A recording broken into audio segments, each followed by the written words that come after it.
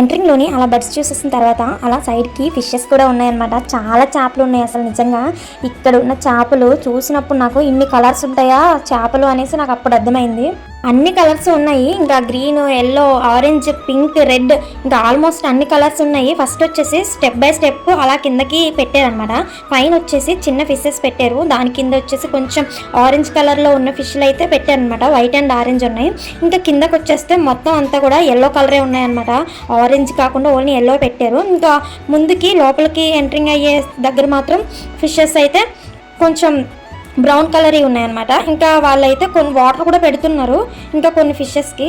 ఇంకా వీటి గురించి చెప్పాలంటే ఎలానో నీటిలోనే ఉంటాయి, సముద్రంలో ఉన్నా సరే నీటిలోనే ఉంటాయి, ఇక్కడ బంధించినా సరే నీటిలోనే ఉంటాయి కాబట్టి పెద్ద ప్రాబ్లం ఏం లేదు.